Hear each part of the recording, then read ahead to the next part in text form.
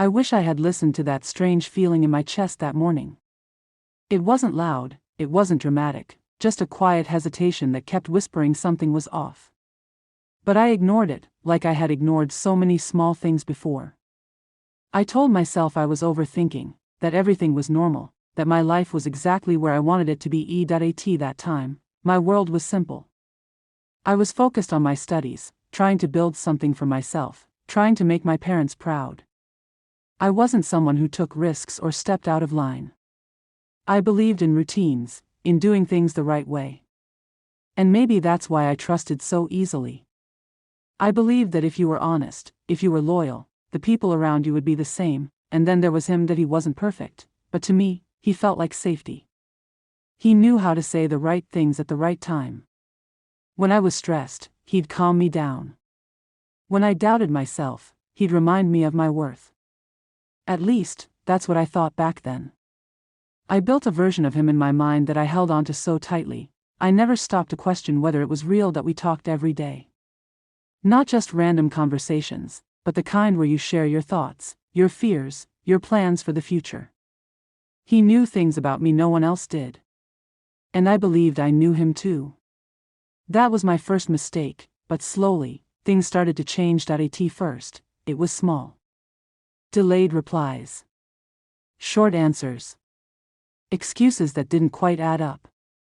He'd say he was busy, and I understood, because life gets busy. I didn't want to be the kind of person who questions everything. I didn't want to seem insecure or controlling. So I stayed quiet, but silence has a way of growing. There were moments when I felt like I was talking to a stranger. Moments when his tone felt different, colder somehow.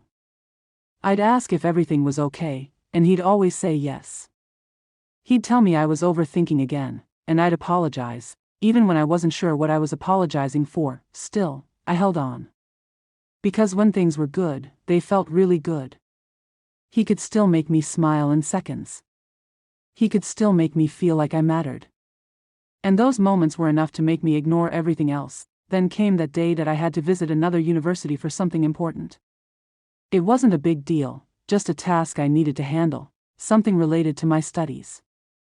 Normally, I would have asked him to come with me or at least stay on call, just to feel a little more secure in an unfamiliar place. So I told him that I remember the exact way he reacted, and it still confuses me when I think about it. He didn't seem concerned. He didn't ask many questions. He just said, "It's fine, you can handle it. You don't need anyone." At first, I thought he was just trying to encourage me, to make me independent. But something about it felt off. There was no hesitation, no protective instinct, nothing. Just a quick dismissal. That I asked him again, half joking, if he could at least stay on call while I was there. He laughed it off and said he might be busy, but I'd be fine. That word again. Fine. That I don't know why that bothered me so much. Maybe it was the way he didn't even try. Maybe it was the way he didn't care enough to pretend. Or maybe deep down, I was starting to realize something I didn't want to accept, but even then, I ignored it. The night before I went, we talked like everything was normal. He said he'd text me when he was free. He told me not to worry so much. And I believed him, because believing him was easier than questioning everything we had. The next morning, I got ready like it was any other day. I told myself this was just a small step, just another experience. I tried to shake off that uneasy feeling, but it stayed with me, quietly sitting in the background of my thoughts. Before leaving, I checked my phone. No message from him. That I told myself he was just busy. On the way there, I kept thinking about calling him, but something stopped me. I didn't want to seem needy. I didn't want to annoy him. So I stayed quiet again, just like always. When I reached the university, everything felt unfamiliar. New faces, new environment, no one I knew.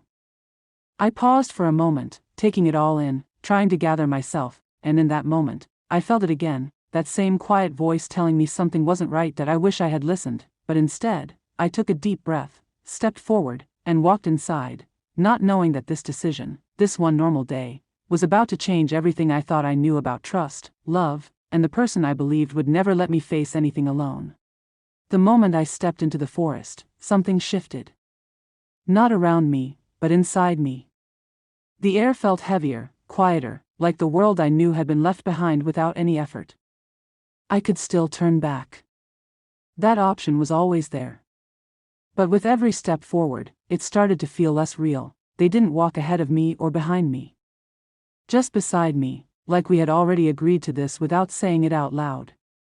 No rush, no pressure, just a steady pace deeper into a place that didn't ask questions. At first, no one spoke. And strangely, it wasn't uncomfortable. I was used to silence that felt cold, distant, forced. This wasn't that. This silence felt intentional, like it was giving space for something to happen. One of them broke it, not with anything dramatic, just a simple question. Something ordinary. But the way he asked it made it feel like he actually wanted to know the answer. I responded without thinking too much about it. Then another question came, slightly more personal. Then another. Before I realized it, I was talking more than I had in weeks. They didn't interrupt. Didn't try to change the subject. They stayed with every word I said, like it mattered. And that alone was enough to pull me further in. The quieter one observed more than he spoke. But when he did say something, it was precise. Almost too precise.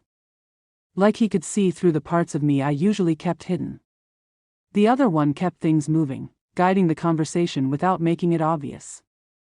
Together, they created a space where I didn't feel judged or dismissed, and that's when it started to feel dangerous, not because of them, but because of how easy it was to forget everything else that I found myself opening up about things I had buried.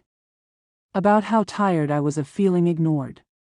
About how being in a relationship didn't stop the loneliness, it just made it harder to explain. I didn't plan to say any of it. It just came out. They didn't tell me I was overthinking. Didn't defend him. Didn't offer empty advice. They just listened, and somehow that felt more validating than anything I had experienced in a long time. For the first time in a while, I felt understood, and that realization hit harder than it should have, because it made me aware of everything I had been missing that I caught myself comparing. The way they paid attention, the way they responded, the way they stayed present. It wasn't something I chose to do. It just happened naturally, and once it started, I couldn't stop it. That was the moment I crossed another line. Not physically, not obviously, but internally. Quietly, that I was no longer just talking. I was investing. That we slowed down eventually, stopping in a small clearing where the trees opened just enough to let faint light through. It wasn't planned. It just happened, like everything else that night. That we sat down, close enough to feel each other's presence without needing to acknowledge it. No one made a move. No one needed to. The conversation shifted again, becoming softer, more personal. They asked things no one had asked me before. Not surface-level questions, but the kind that made you pause before answering. What do you actually want? One of them asked that I didn't answer immediately, because I didn't know. Or maybe I did, and I just wasn't ready to admit it. That I tried to give a safe answer, something vague, something that wouldn't reveal too much. But he didn't push. He just waited. And somehow, that silence made it harder to lie. I told the truth. Not completely, but enough that I talked about wanting to feel seen. About wanting something real again. About not recognizing the person I had become in my own life. Saying it out loud made it real in a way I couldn't ignore anymore. One of them leaned slightly closer, not enough to make it obvious, but enough to break the invisible boundary we had been holding on to. I felt it immediately. That small shift. That quiet change in distance. That I should have moved away. That I didn't. Instead, I stayed exactly where I was, fully aware of what that meant. And my mind tried to catch up, reminding me of everything this crossed, everything it risked. But my body didn't react the same way. It didn't pull back. It didn't resist, and that scared me more than anything else, because it meant I wasn't just caught in the moment. That I was choosing it. Time started to feel unclear after that. Minutes stretched, conversations blurred together, and the outside world faded even further.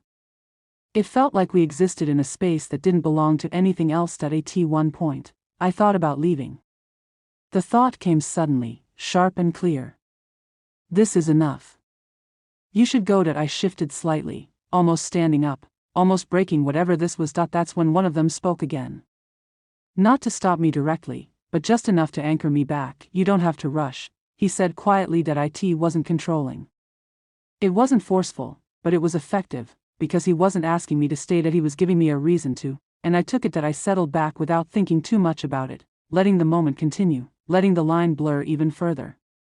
At that point, I stopped pretending it was harmless, that I knew what this was, maybe not in a clear, defined way, but enough to understand that I was no longer just passing time.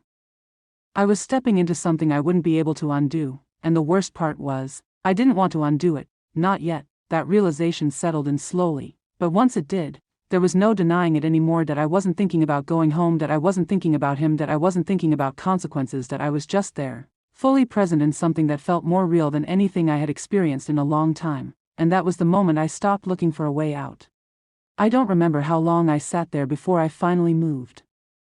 Time felt meaningless, like it had detached itself from reality. My body was still, but my mind wouldn't stop. It kept replaying fragments I didn't want, forcing me to feel everything all over again without giving me a way out. I tried to breathe normally, but even that felt unfamiliar, like I had to relearn something as basic as existing. When I finally stood up, my legs felt weak, like they didn't trust the ground beneath me. Every step I took inside my own house felt wrong. This place used to be mine. It used to feel safe. Now every corner carried a weight I couldn't escape. I looked around and nothing had changed, yet everything had. That's when I realized, it wasn't the house that felt different. It was me. That I picked up my phone again, staring at his name. For a moment, I hesitated. Not because I didn't need someone, but because I wasn't sure if he was still that person for me. Still, I called. It rang longer than it should have. When he finally answered, his voice sounded distracted, like I had caught him in the middle of something more important. That I tried to speak, but the words wouldn't come out the way I needed them to. My voice felt small, fragile, like it could break at any second. I told him something was wrong. I told him I needed him. There was a pause on the other end, not the kind that feels supportive, but the kind that feels distant. He asked a few questions, but not the ones that mattered. Not the ones that showed he understood, and in that moment, something inside me sank even deeper. That I needed warmth. I needed presence. What I got was hesitation. Excuses. He said he couldn't come right away. Said he was busy. Busy. That word echoed in my head in a way that didn't make sense. How could anything be more important than this? How could I feel so alone while talking to someone who was supposed to care about me? I ended the call without saying much more. Not because I was okay, but because I understood something I had been avoiding for a long time. I wasn't his priority anymore. Maybe I hadn't been for a while. The silence returned, heavier than before. This time, it wasn't just about what had happened. It was about what was missing. Support. Comfort. Love. I wrapped my arms around myself, trying to create some sense of security, but it didn't work. You can't replace what's supposed to come from someone else. Hours passed in a blur. At some point, I found myself going through his social media, something I hadn't done in a long time. Maybe I was looking for reassurance. Maybe I was looking for proof that I still mattered. What I found instead felt like another blow I wasn't prepared for. There were pictures. Comments. Interactions that didn't make sense. A pattern I could no longer ignore. It wasn't just distance. It wasn't just busyness. It was something else. Someone else. That I stared at the screen, my chest tightening with every second.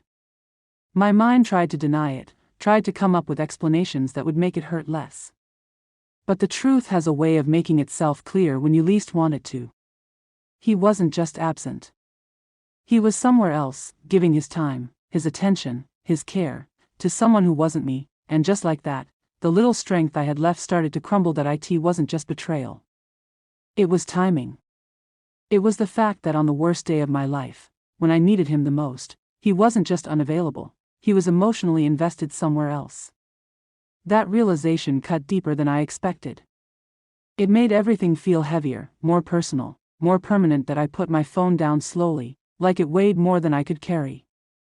I didn't cry right away. Again, it was that same numbness. That same emptiness that swallowed everything before it could turn into emotion.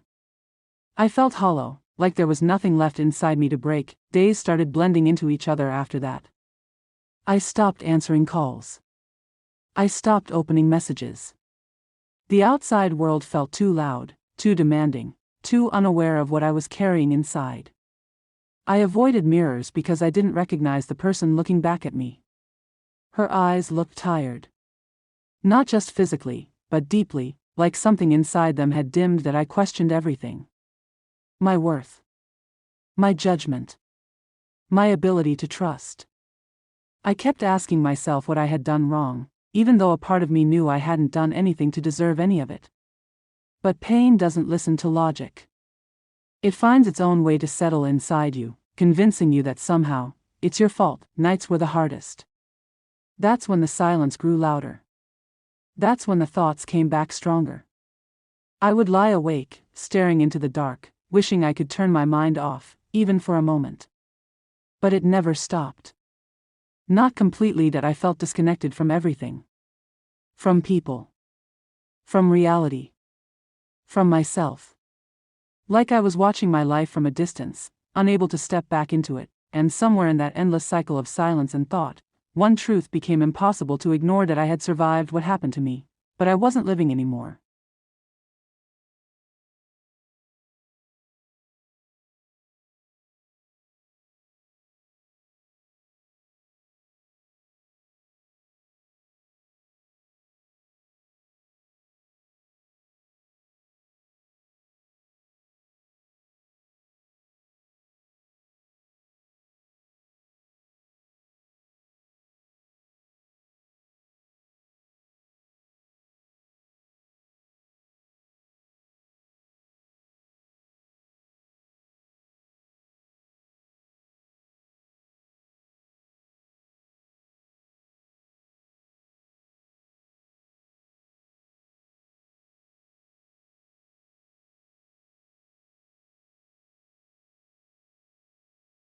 For a long time, I stopped trying to feel anything. Days passed, then weeks, and everything blended together in a quiet, heavy blur. I woke up, went through the motions, and went back to sleep without really living in between. People talked to me, asked if I was okay, but I learned how to answer without saying anything real. "I'm fine" became my shield, even when it felt like the biggest lie I had ever told. But something was different now. Before, when things hurt, I used to run toward him. I used to believe that no matter how bad things got, he would be there to pull me back together. That belief was gone. And without it, I was forced to face everything on my own first. It felt impossible. There were moments when the weight of everything became too much. Not just what happened that day, but everything that came after. The silence. The betrayal. The realization that I had trusted someone who didn't even respect me enough to be honest. That it wasn't just heartbreak, that it was the collapse of everything I thought was real. That I started questioning myself in ways I never had before. Wondering if I missed obvious signs. Wondering if I ignored things on purpose. Wondering how I let someone get so close to me without truly knowing who they were. Those thoughts were exhausting, but slowly, something shifted, not all at once. Not in a dramatic way. Just small changes that I didn't notice immediately. One day, I realized I had gone a few hours without thinking about him. Another day, I noticed that the pain didn't feel as sharp as before. It was still there, but it wasn't controlling every part of me anymore, and that scared me a little, because for so long, pain was the only thing that made me feel connected to what happened. Letting it fade felt like I was losing something important.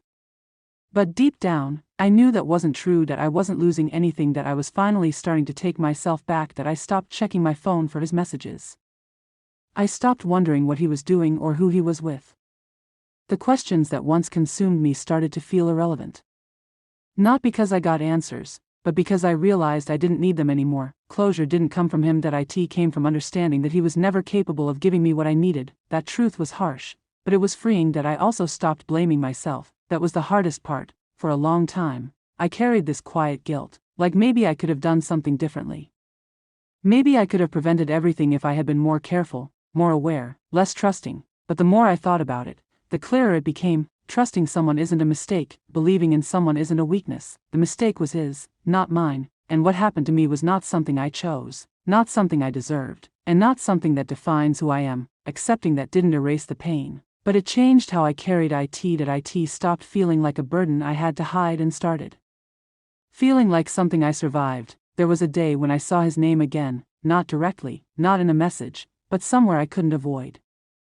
For a second, everything paused. The memories, the emotions, the version of myself that once cared so deeply, but instead of breaking down, I just looked at it, and felt nothing. No anger. No sadness. No longing, just distance, and in that moment, I realized how far I had come, that he wasn't a part of my story anymore, that he was just a chapter that ended, that I didn't need to confront him. I didn't need to hear an apology. I didn't need him to understand what he did, because I understood now. That I understood my worth in a way I never had before. Not the kind of worth that depends on someone else choosing you, but the kind that exists no matter who stays or leaves. That I started focusing on things I had ignored for too long. My goals, my studies, my future. The parts of my life that actually mattered, the parts that no one could take away from me. That it wasn't easy, there were still bad days. Days when everything came rushing back without warning. Days when I felt that same heaviness in my chest. But those days didn't last forever anymore, they passed, and each time they did, I felt a little stronger. That I stopped seeing myself as someone who was broken. That I started seeing myself as someone who endured something and kept going anyway. That difference changed everything. That I didn't become fearless, that I didn't suddenly trust people again, but I became more aware. More grounded.